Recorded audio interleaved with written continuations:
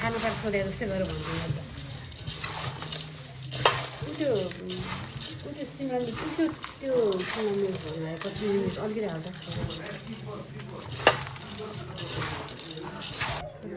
होइन